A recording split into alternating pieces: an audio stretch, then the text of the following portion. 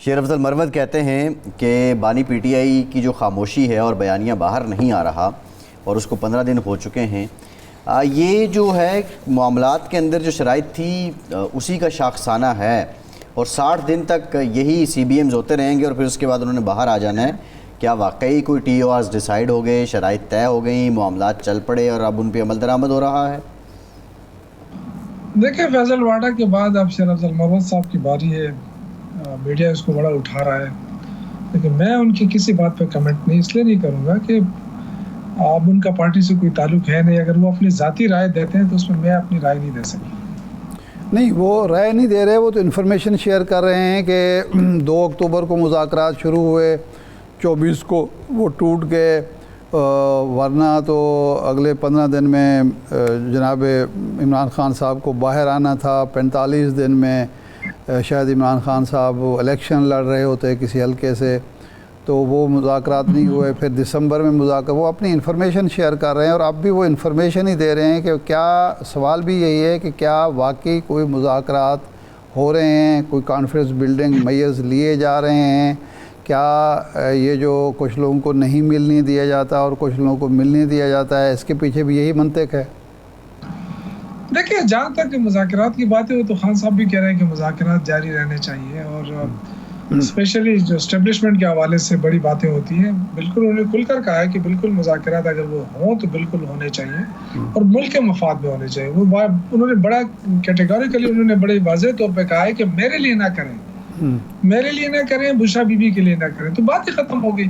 وہ کہتے ہیں کہ ملکی مفاد میں، دیکھیں اس وقت مسئلہ کیا ہے، اس وقت مسئلہ یہ نہیں ہے کہ عمران خان کے ساتھ کیا ہو رہا ہے، اس وقت مسئلہ یہ ہے کہ ملک کے اندر رول آف لا نہیں ہے، عدلیہ آزاد نہیں ہے۔ نہیں یوسف زئی صاحب جو آپ بات کر رہے ہیں، یہ ساری باتیں، یہ وہی بات ہے کہ ملک کے وسیع تر مفاد میں یہ باتیں، یہ خطابات ہم پہلے بھی سنتے رہے ہیں، لیکن سوال آپ تائید کریں یا اس کی تردید کریں نا، تصدیق کریں یا تردید کریں کہ جو بات ہو رہی ہے، مذاکرات ہو رہے ہیں یا نہیں ہو رہے ہیں؟ کوئی بات نہیں ہو رہی ہے، نہیں کوئی بات نہیں ہو رہی ہے۔ میں جو کہنا چاہتا ہوں وہ یہ کہ اگر عدلیہ آزاد ہو جائے، پارلیمنٹ کی بالادستی آ جائے، ہیومن رائٹس بحال ہوں، تو عمران خان 2 ہفتے بھی جیل میں نہیں رہیں گے۔ یہ تو بالکل صحیح بات ہے، لیکن یہ کہ وہ کہہ رہے ہیں اسپیسیفکلی میرے لیے بات نہ کریں گے، جی اب وہ این آر او نہیں لے گا، وہ ڈیل نہیں کرنا چاہتا۔ وہ کہتے ہیں کہ عدالتیں آزاد ہو جائے تو عدالتوں کے، اب دیکھیں نا ان کے کیسز کس طرح لٹکائے جاتے ہیں۔ عدالت اگر کہتی ہے کہ جی ان کو پیش کیا جائے، نہیں پیش کیا جاتا، بہانہ کیا ہوتا ہے جی سیکورٹی رسک ہے۔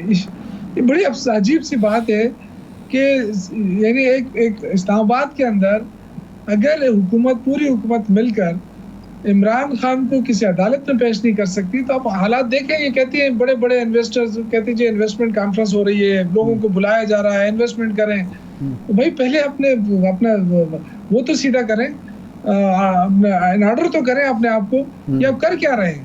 کیا دنیا کو یہ پیغام نہیں جا رہا ہے کہ عمران خان کو اس لیے پیش نہیں کیا جا رہا کہ جی سیکورٹی رسک ہے؟ یہ کیوں یہ تاثر دیا جا رہا ہے؟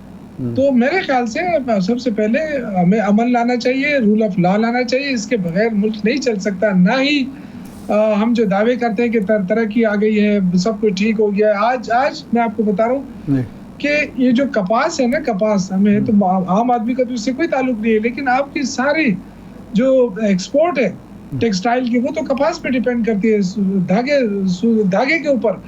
اب آپ دیکھیں کہ ہم وہ ملک ہے جو ہم ایکسپورٹ کرتے تھے اپنے ٹیکسٹائل کو، آج ہم 60% سے زیادہ جو ہے کپاس آپ باہر سے منگوا رہے ہیں۔ کیوں منگوا رہے ہیں؟ اس لیے منگوا رہے ہیں کہ آپ نے اپنے لوکل اس پہ آپ نے 18% جنرل سیل ٹیکس لگا دیا ہے، اور جو آپ درآمد کر رہے ہیں اس پہ کوئی ڈیوٹی نہیں ہے۔ تو دیکھیں یہ کتنا ظلم ہے کسانوں کے ساتھ، صحیح ہے، ملک حکومت کر کیا رہی ہے؟ صحیح ہے۔ اب یہ بتائیں یوسف زئی صاحب، یہ اس پہ ہم آتے ہیں ذرا اکانومی پہ اور سارے معاملات پہ، لیکن پی ٹی آئی میں علیمہ خان صاحبہ اور سلمان اکرم راجہ صاحب ایک طرف نظر آتے ہیں، گوہر علی خان اور علی امین گنڈا پور دوسری طرف نظر آتے ہیں۔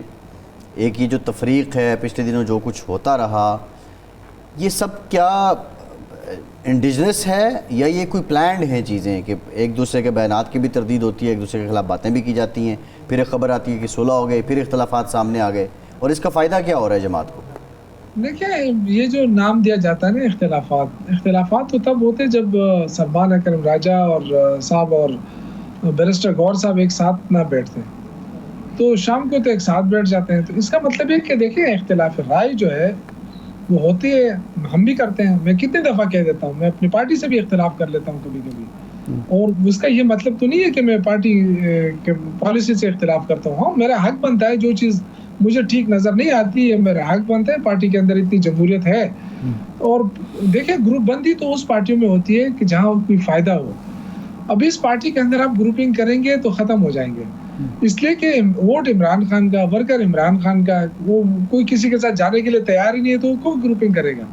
یا تو یہ ہونا کہ کوئی کہے کہ جی میں فلاں میرا ساتھ عہدہ ہے اور میں اگر الگ ہو گیا تو میرے ساتھ اتنے سارے لوگ چلے جائیں گے. ایسا تو کچھ ہے نہیں, اس لیے ہمیں کوئی ہم ورڈ بھی نہیں ہے اس حوالے سے, نہ ورکروں کو کوئی تشویش ہے. عمران خان کے ساتھ لوگ کھڑے ہیں, اس لیے اگر کوئی اختلاف رائے ہو نا تو اس کو اس سے ہرگز یہ مطلب نہ لیا جائے کہ پارٹی میں گروپ بندی ہے. اور اگر ہو بھی 20 گروپ بھی بن جائے نا تو تحریک انصاف پہ فرق نہیں پڑنے والا. کال عمران خان نے دینی ہے, لوگ عمران خان کے لیے نکلیں گے.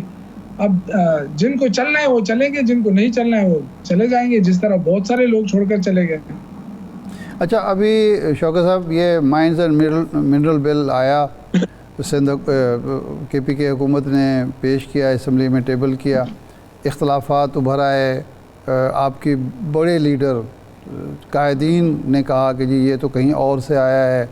آج بھی ایک بریفنگ ہوئی ہے, بابر سواتی صاحب اس بریفنگ کی قیادت کر رہے تھے, وزیر اعلیٰ اور دوسرے وزراء جو ہیں اس کی وضاحتیں پیش کر رہے تھے. تو یہ اتنی بے اعتمادی پارٹی کے اندر اپنی لیڈرشپ سے کیوں ہے کہ ایک بل وہ پیش کرتے ہیں, وہ دعویٰ کرتے ہیں کہ یہ ہم نے خود تیار کیا ہے, لیکن آپ کے صرف ورکر نہیں لیڈر بھی یہ کہتے ہیں کہ نہیں یہ تو مشکوک معاملہ ہے. تو یہ علی امین گنڈا پور پر یہ شک و شبہ کا اظہار ہے, کوئی گروپ ہے جو لڑا کے رکھنا چاہتا ہے. یہ کیا ہو رہا ہے کہ وہ بل ابھی تک پاس نہیں ہو سکا, اور کہا یہ جا رہا ہے کہ اب عمران خان صاحب حتمی منظوری دیں گے تو پاس ہوگا. یہ کیا ہوا؟ کچھ وزراء دفاع کر رہے ہیں, کچھ کو مخالفت کر رہے ہیں. اس میں دیکھیں آپ کو بھی پتہ ہے جو کچھ گروپ جو آپ نے ذکر کیا, اختلاف رائے تو ہے, اور بڑے کھل کر بھی آئے ہیں لوگ, میڈیا کے اوپر بھی آئے ہیں. تو اس چیز کو متنازع بنا دیا گیا ہے. بالکل, اب جب متنازع ہو گیا ہے, اور آپ کو پتہ ہے کہ وہ چیز جو ہے اسمبلی میں اگر اٹھائی گئی ہے تو وہ بھی پی ٹی آئی نے اٹھائی ہے. اپوزیشن کو تو یہ توفیق بھی نہیں تھی کہ وہ بل کو پڑھ لیتے, اور نہ ہی ان کو کس سے کوئی سروکار تھا. اگر وہاں پہ کوئی ایشو اٹھایا تو وہ بھی پی ٹی آئی نے اٹھایا. اور اس میں دیکھیں سارا بل, میں نہیں کہہ سکتا ہوں کہ سارا بل خراب ہے. کچھ شکیں ایسی ہیں جو کنفیوژن پھیلا رہے ہیں, کنفیوژن ہے اس میں. میں نے خود پڑھا ہے وہ بل.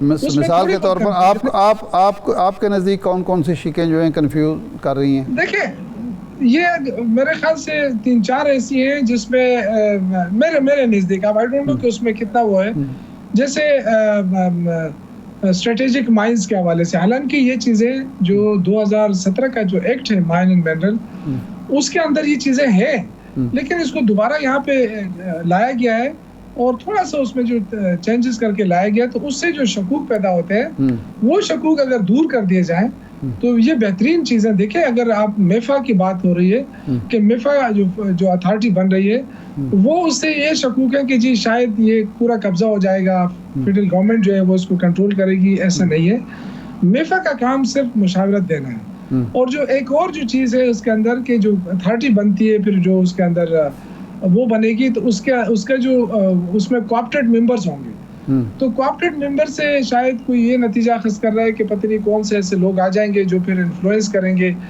تو اس طرح بھی نہیں ہے, اس میں ٹیکنیکل لوگوں کا ذکر ہے کہ جو اس کو سمجھتے ہیں, جو حکومت کو مشورہ دے سکتے ہیں. لیکن بہرحال یہ اچھی بات ہے کہ یہ ایشو اٹھایا گیا, اس کو دیکھا گیا, اور ظاہر ہے میں چونکہ پارلیمنٹری افیئرز کا منسٹر ہوں 3-3.5 سال, بل جو ہوتا ہے, بل بہت سارے بل آ جاتے ہیں اسمبلی میں, اور پارٹی کا فیصلہ ہوتا تھا کہ ان کو منظور کرنا ہے, لیکن اس میں ڈیبیٹ کے دوران کچھ نکات نکل آتے تھے